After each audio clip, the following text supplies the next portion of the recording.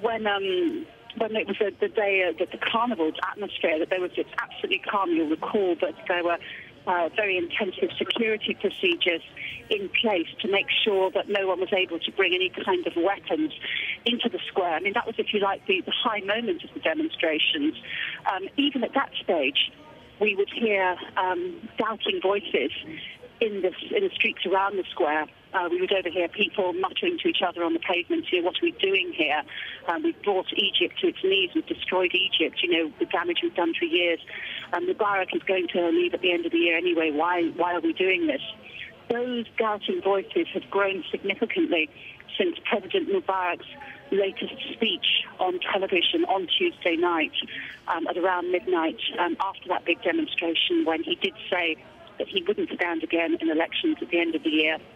And also, he used very clever rhetoric, describing himself as a person who had served the country for 30 years, harking back to his military past, saying that he was not the kind of person to desert duty. And I have to say that that speech had a great effect on a lot, particularly of older Egyptians.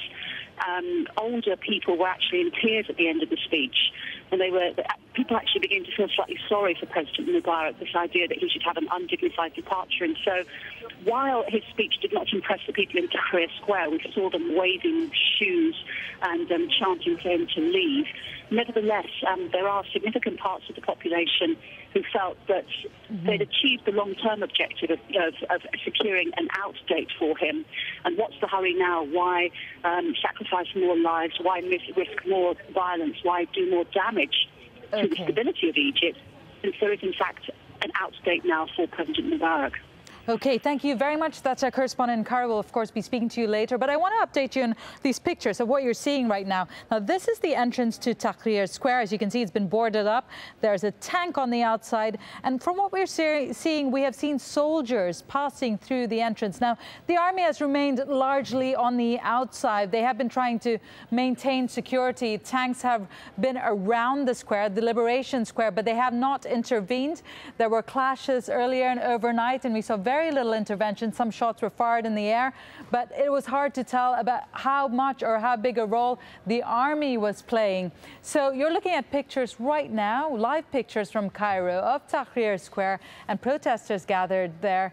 And of course, on the outside, the army. Now, the internet has played a huge role in this protest. And to gauge that, let's go over to our Egypt desk. That's where Caroline Malone is monitoring our social media sites. Caroline. Thanks, Divya. Well, we have been receiving more information ever since internet restrictions were lifted in Egypt on Wednesday. The Egyptian authorities had prevented most people from using the internet from the evening of Thursday, the 27th. At that point, you can see how online activity plummeted to near zero. Since internet providers have been able to get back up and running again, internet traffic has increased. Now services are nearing normal levels again. Well, now that the internet is back up and running, there have been more tweets that appear to be coming in from Egypt. Some messages claiming to be people directly involved in the violence. One tweet quotes a female activist speaking in Tahrir or Liberation Square with similar words to those we've also heard on Al Jazeera. We lost a lot of people and we lost them for a cause. We lost them for the end of Mubarak. And London to Cairo makes an appeal, a call to the youth of Cairo. Protesters are shattered and need help. There's no food left in Tahrir Square. We need support now. Please help.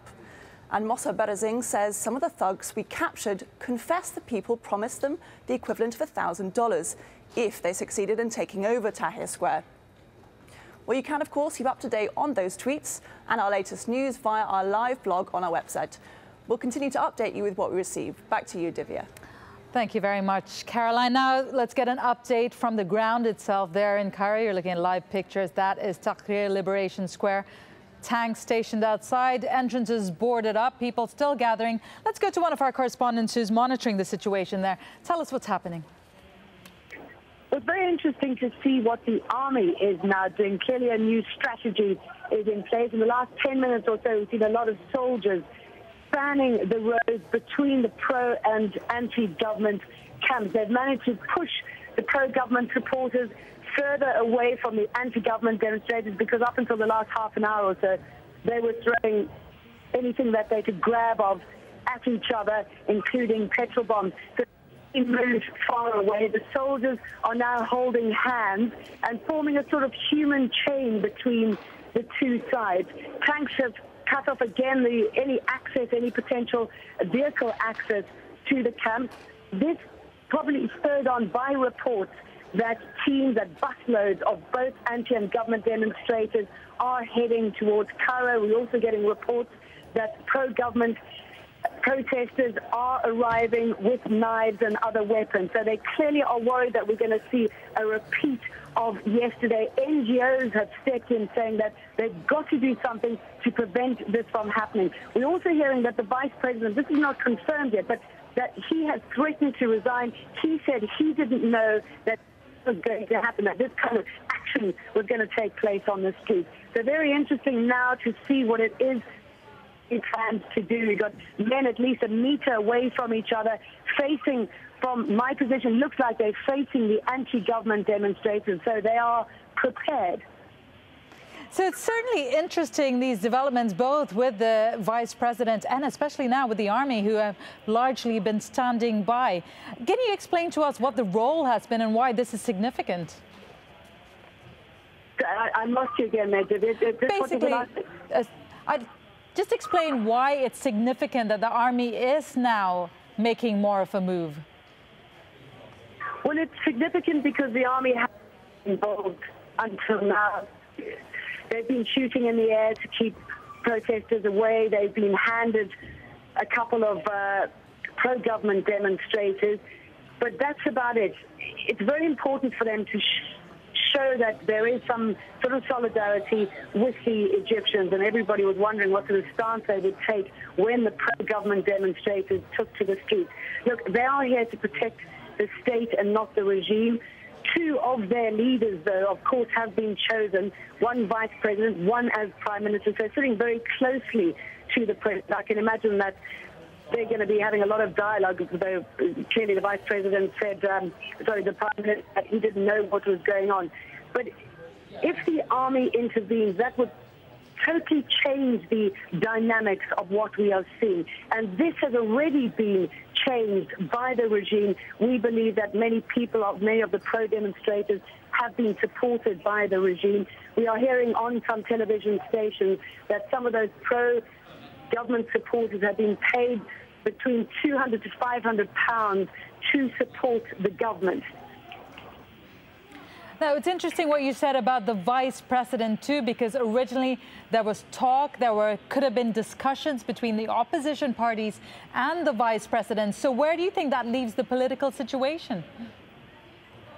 Well, there's not much of a political situation. I'm actually saying, yes, we will talk to the vice president. No, we won't talk to the vice president. Then the vice president saying, I won't talk to anybody until the standoff in the square ends. That's not likely to happen. What we have heard, though, in the last 10 minutes or so, that dialogue has now started between Suleiman, the vice president, and some opposition parties. I'm not sure at this stage who the opposition parties are.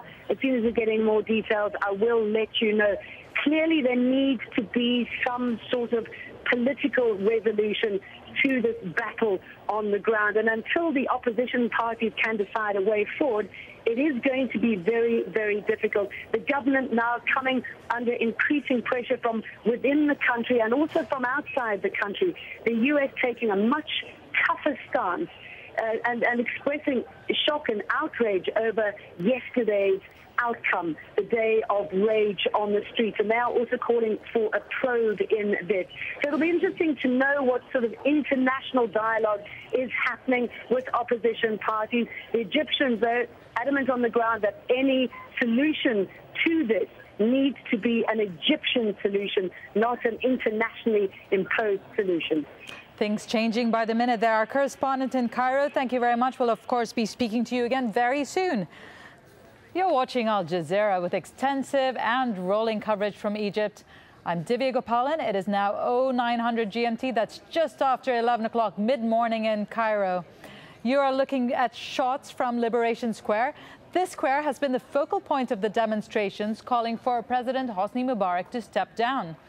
Let me take you through some of the latest developments there. Gunshots have rung out and petrol bombs thrown in and around Cairo's Liberation Square. Doctors on the ground put the death toll at 7, and Egypt's health ministry says that more than 800 people were wounded. A day earlier, there were running battles between pro and anti-Mubarak supporters in that square. The army surrounded the area but did not intervene to stop the mayhem.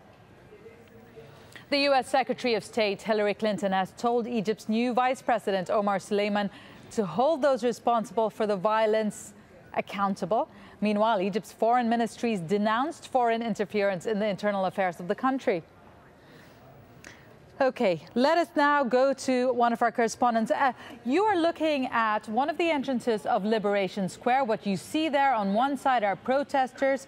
They are pro-democracy protesters that have barricaded themselves on one side using whatever they can. On the other side, you can see the army. There's a tank there. Now, the army has ringed the square. They haven't intervened very much, as we said earlier, but we are seeing some kind of an army movement. Let's talk to our correspondent about that right now. Our correspondent is there in Liberation Square. We're hearing that the army is actually starting to take a slightly more active role in enforcing security. Can you tell us about that? Well, it's difficult to see exactly what the maneuvers are headed towards or what the intention behind this sort of semi-redeployment, if you will, in and around the square is. As it stands now, from where I'm standing, there is definitely some tanks that have repositioned themselves. There are some more troops on the ground, but nowhere near enough to secure this position and prevent reoccurrence of the bloody scenes that we saw yesterday. There is still loud chants from the pro-democracy protesters, still chanting, "We won't go, we won't go, he must go, Mubarak must go."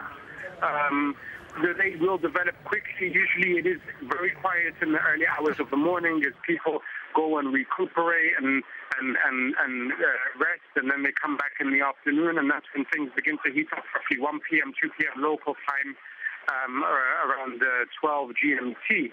So that's when we should be looking out to see how things will flare up. But as it stands now, any movement by the military is just that, just movement. It won't be anything more, because unless they bolster their presence, unless they increase the number of troops and increase the number of military vehicles, they will not be able to prevent, even if they wanted to, which so far they have not indicated any desire to do so, they will not be able to prevent any more confrontations, Divya. Now, I want to get a gauge of what people are thinking there. What kind of change are they expecting? We're hearing some kind of a political movement. Are people actually concerned about that, or are people just focusing on staying in there until the president actually steps down? What is the resolve? The resolve is stronger than ever. It's not as happy, it's not as positive as it was before, particularly when more than 1 million, if not 2 million people had gathered in downtown Cairo. The resolve was very festive, very optimistic, very celebratory. Chants, songs were being sung. People had their faces painted with the Egyptian flag. But ever since the events of yesterday and 7 people at least being killed and hundreds injured, the mood has sobered down, it has dampened down. However, that hasn't affected the resolve in the sense that people are now more determined to remain where they are because of the fact that blood has been shed and because of the fact that people have fallen. So it's a different sense of resolve, a different type of resolve, if you will, but it is there nonetheless and arguably stronger than it was before. But having said that, we have to remind our viewers about the location of this. Tahrir Square, Liberation Square, is the center of downtown Cairo. It is the commercial center in terms of retail, in terms of also the main hotels, in terms of tourism. The Egyptian Museum, one of the most famous tourist sites, is there.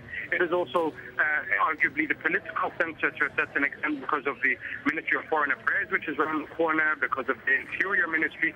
So being able to hold the capital and bring it down to a standstill for now 10 days, we're into 10 days of this, has been a huge achievement by these protesters, and they don't seem like to be willing to give such an advantageous position away.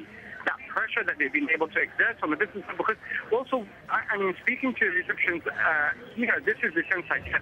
People, yes, they're upset that their daily life maybe has been halted